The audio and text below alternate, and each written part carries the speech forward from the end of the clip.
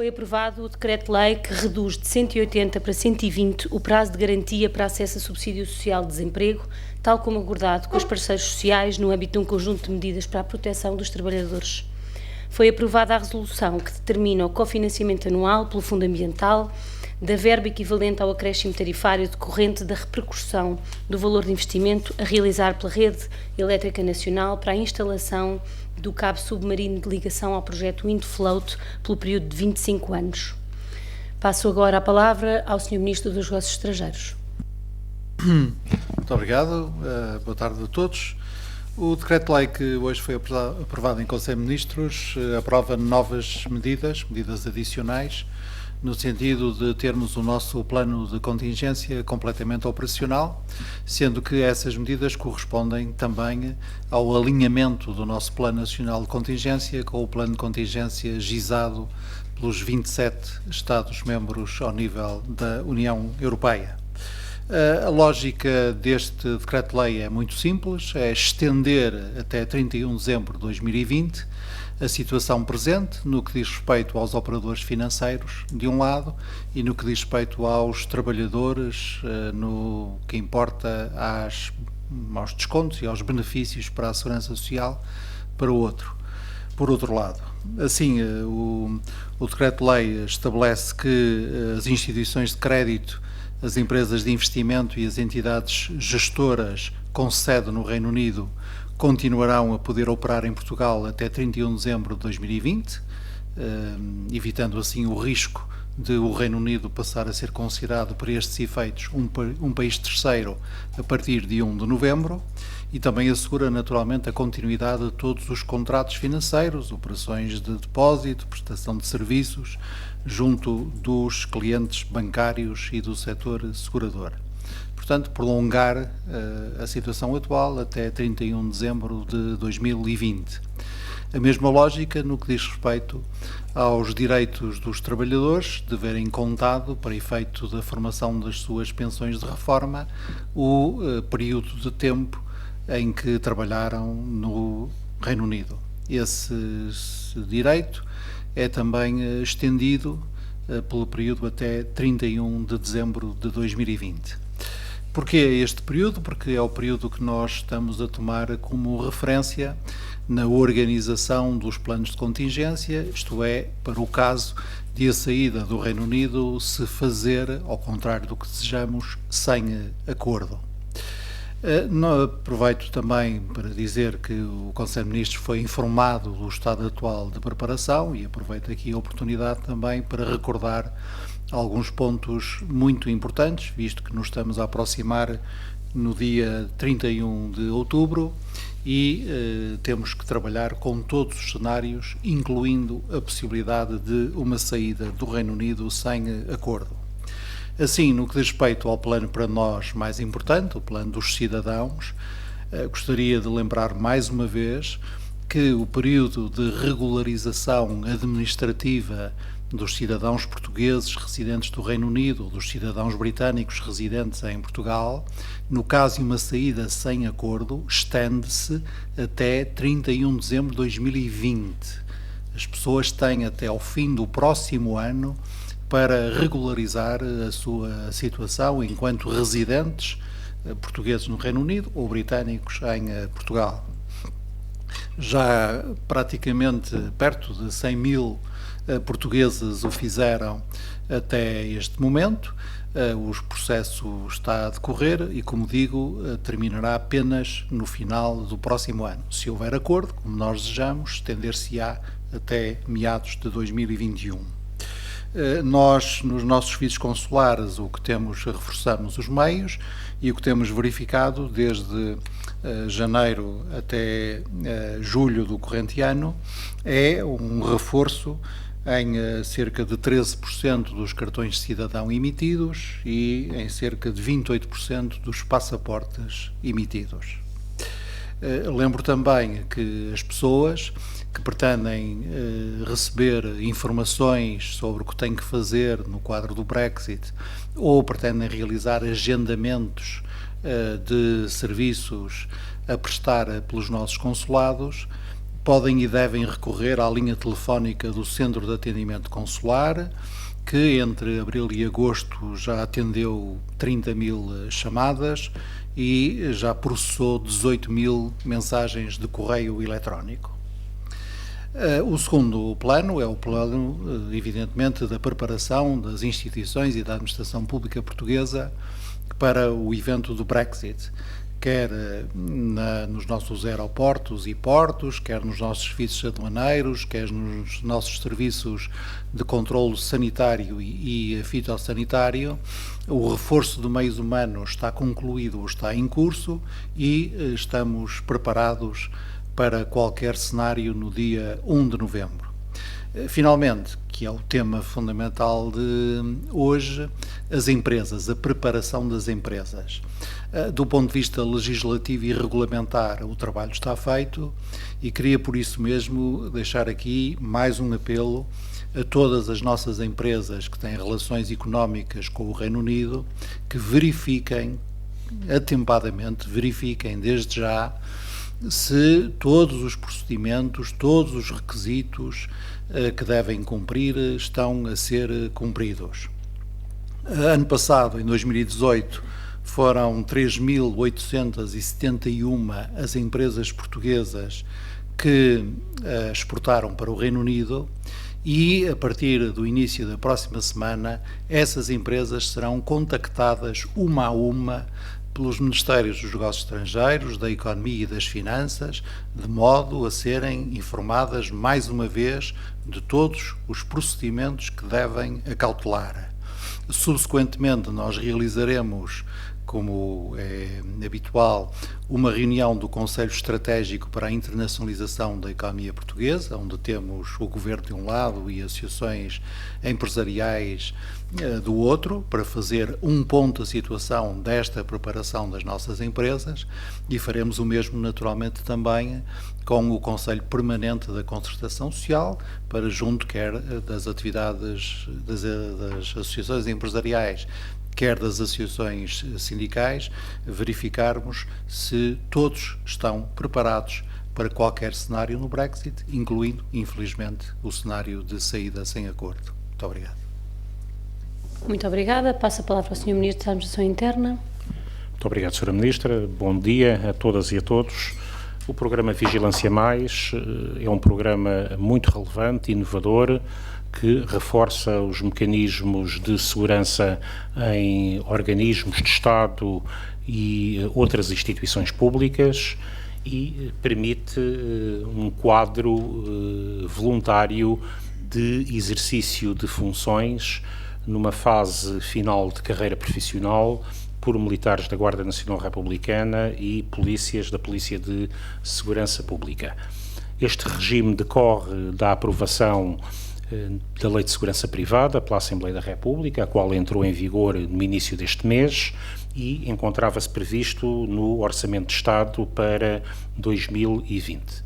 Fundamentalmente, coloca à disposição de organismos de Estado da decisão de realizarem a segurança privada das suas instalações por entidades privadas, no quadro dos contratos atualmente existentes, ou recorrendo a elementos das forças de segurança numa fase final de carreira, isto é, durante o período de reserva ou de pré-aposentação em que podem ser chamados a efetividade de funções.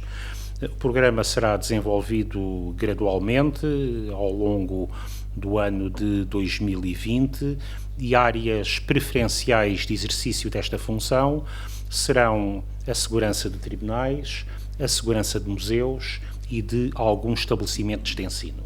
O programa não está circunscrito a estas áreas de governação, mas são estas aquelas em que estão trabalhos já desenvolvidos que permitirão realizá-lo. Os elementos das forças de segurança que, tendo transitado para a reserva ou para a pré-aposentação, adiram a este programa, terão uma remuneração que tem duas componentes. Uma componente de 220 € mensais sujeita a uma tributação de 10% em IRS e uma componente complementar que irá até cerca de 300 euros, correspondente a fardamento, subsídios de refeição, subsídios de transporte, nos termos homólogos àqueles que seriam aplicáveis se estivessem em pleno exercício de funções. É útil para estas instituições públicas, reforça uma imagem de segurança e dignidade das instituições públicas e é um elemento de valoriza o aproveitamento da longa experiência profissional destes elementos de forças de segurança numa fase final das suas carreiras. Muito obrigado. Muito obrigada, Sr. Ministro. Estamos disponíveis para as vossas questões. Muito boa tarde, Pedro André Esteves, da RTP. Tenho uma pergunta para o Sr. Ministro dos Negócios Estrangeiros sobre estas medidas adicionais ao plano de contingência. Falou aqui na contabilização do período de tempo de trabalho de portugueses a trabalharem no Reino Unido. De que forma é que o Governo consegue fazer essa contabilização e de que forma é que o Governo, dentro dos seus meios, o Governo português, consegue assegurar a permanência desses portugueses caso aconteça um Brexit sem acordo? Sr. Ministro dos Negócios Estrangeiros. Muito obrigado. Portanto, são duas questões. Em relação à forma como nós contabilizamos o período de descontos, é uma decisão nossa da Segurança Social e, portanto, o que este decreto-lei significa é que nós passaremos a considerar até 31 de dezembro de 2020 como período de tempo que conta para a formação da pensão e demais benefícios sociais em Portugal, o trabalho desenvolvido por cidadãos portugueses ou cidadãos beneficiários da Segurança Social Portuguesa no Reino Unido. Até agora, de acordo com a lógica europeia, nós tínhamos assegurado essa totalização do período de tempo das contribuições até à data da saída. Como se verifica a possibilidade de haver uma saída sem acordo, portanto, a data de saída, por enquanto, é 31 de outubro, é preciso ser sempre muito cuidadoso quando falamos de datas em relação ao Brexit, e o que nós fazemos, alinhados aliás com os nossos parceiros europeus e com a Comissão Europeia, é estender agora, por nossa iniciativa, esse período até 31 de dezembro de 2020. O que é que quer dizer? Quer dizer que um cidadão português que hoje vive e trabalha no Reino Unido e que, por trabalhar e viver num país comunitário, tem os descontos que faz no Reino Unido a contar para a pensão que venha a receber em Portugal, tem essa garantia até 31 de dezembro de 2020. Porquê é que é até 31 de dezembro de 2020? Porque é a referência que nós estamos a fazer para o nosso plano de contingência, isto é, para as medidas que nós, europeus, tomamos unilateralmente. O que é que acontece a partir de 1 de janeiro de 2021? Pois isso será um dos temas fundamentais, aliás, do novo acordo que há de ser celebrado, negociado e celebrado entre a União Europeia e o Reino Unido, a partir do momento em que o Reino Unido deixe de ser membro da União Europeia. A segunda pergunta: que garantias é que o Governo português pode dar quanto à permanência dos cidadãos portugueses residentes no Reino Unido? As garantias da lei britânica. Também dito da forma mais simples, para que toda a gente compreenda, quem está hoje a viver no Reino Unido há já mais de 5 anos tem uma autorização permanente de residência no Reino Unido. Portanto, continuará a residir no Reino Unido pelo tempo que entender, pela simples razão de que já formou o seu direito a uma autorização de residência permanente. De acordo com a lógica europeia, esse direito à autorização permanente forma-se ao fim de 5 anos de residência. Segundo caso, estou a viver no Reino Unido, mas ainda não fiz os 5 anos. Fiz só, imagina, 3 anos. Pois esses 3 anos contarão para formar ao fim de 5 anos o direito à residência permanente. Por isso mesmo é que é muito importante que todos os europeus, e o meu apelo é sobretudo naturalmente aos portugueses, preencham o mecanismo administrativo, aliás muito simples, um telemóvel chega, de inscrição como residente estrangeiro no Reino Unido, se ainda o não fizeram. E têm até ao fim do próximo ano para o fazerem. O mesmo apelo temos, aliás, feito, o Ministério dos Estrangeiros e o Ministério da Administração Interna, aos cidadãos britânicos que residem em Portugal, que se inscrevam, cuidem das suas autorizações provisórias ou permanentes de residência. Naturalmente, o que vai acontecer a um cidadão português que venha a residir ou a querer residir no Reino Unido depois do Brexit, bom, isso temos que esperar pela nova legislação britânica, que não está ainda aprovada. Porque a partir do momento em que o Reino Unido saia da União Europeia, o Reino Unido passará a ter uma legislação própria em matéria de entradas e permanências de estrangeiros. Nós seremos estrangeiros no Reino Unido e os britânicos são estrangeiros na Europa. Como nós temos dito, o Sr. Primeiro-Ministro, o Sr. Ministro da Administração Interna, o Sr. Ministro da Economia enquanto titular do Turismo e eu próprio, o que nós temos dito sempre é que os britânicos, esteja ou não o Reino Unido na União Europeia, serão sempre considerados em Portugal como nossos irmãos. Por isso é que a nossa campanha, que tem tido, aliás, muito sucesso, do Turismo de Portugal no Reino Unido, tem como lema o welcome. Isto é, não é um Brexit, é um welcome.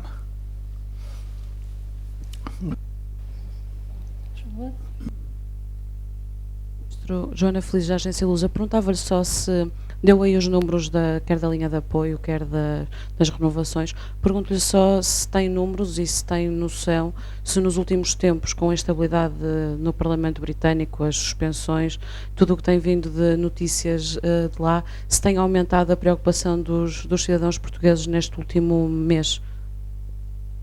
Sr. Ministro dos Negócios Estrangeiros. A preocupação de todos tem aumentado. Dos cidadãos britânicos, dos cidadãos europeus e, sobretudo, das instituições europeias e, aliás, como se tem visto também, das instituições britânicas, designadamente a Câmara dos Comuns e o Parlamento no seu conjunto. E, portanto, naturalmente que nós estaríamos muito mais confortáveis se o acordo que celebramos com o governo Theresa May tivesse sido ratificado no Reino Unido, tivesse sido aprovado na Câmara dos Comuns. Não foi e, portanto, é preciso ver se conseguimos encontrar outra solução até ao dia 31 de outubro. Esse será certamente um tema no Conselho Europeu de meados de outubro e são conhecidos os desenvolvimentos políticos internos ao Reino Unido sobre os quais não tenho de me pronunciar. Agora, a nossa preocupação é mais do ponto de vista da capacidade de resposta. Isto é, nós estamos em condições de aqui até ao fim de 2020 poder atender a todos os pedidos dos nossos compatriotas relacionados com a sua situação no Reino Unido e eu respondo sim. E também, porque temos esses números e podemos fazer essa estimativa, também estamos preparados para, por exemplo, todas as renovações de cartões de cidadão, todas as renovações de passaportes que hão de necessariamente ocorrer no próximo quinquénio, porque a validade dos cartões e dos passaportes vai chegando ao seu termo. Aliás, tomamos medidas de extensão dessa validade e isto que eu digo não é apenas na ordem das intenções, é fundado na realidade das coisas. A melhor maneira, insisto, hoje de qualquer cidadão residente em qualquer parte do Reino Unido, por exemplo, agendar um ato que é presencial, que tem de ser presencial no Consulado de Londres ou no Consulado de Manchester, é recorrer à linha telefónica Brexit ou ao respectivo endereço e-mail.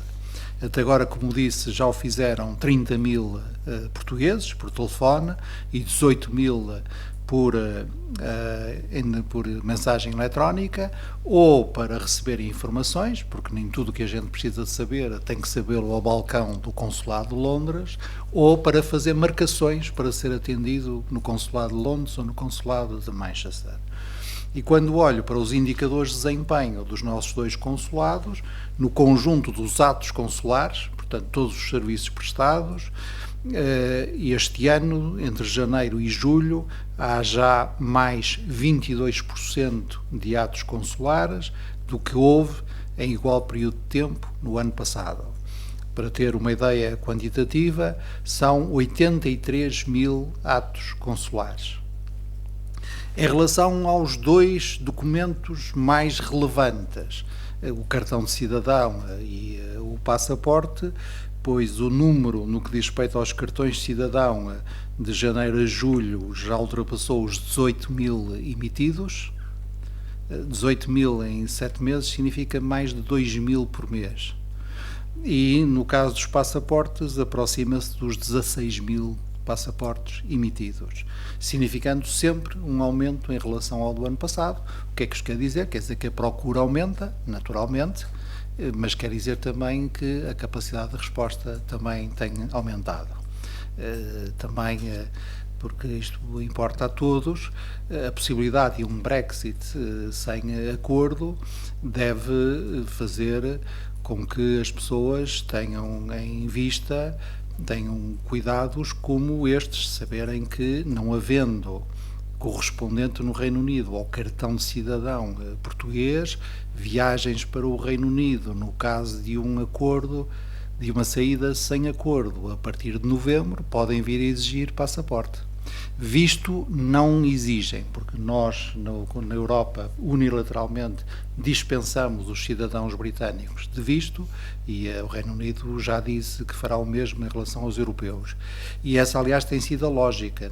Toda o plano de contingência europeu ou nacional repousa neste princípio de estender a situação atual por mais tempo. Portanto, decidindo nós que continuaremos a considerar as autoridades britânicas como autoridades respeitadoras dos padrões europeus em matéria de segurança alimentar, as autoridades britânicas respeitadoras dos padrões europeus em matéria, por exemplo, das obrigações que têm que cumprir os respectivos motoristas de pesados e assim sucessivamente, para que o efeito seja o mínimo possível. Obrigado. Muito obrigada. Se não há mais perguntas, boa tarde a todos.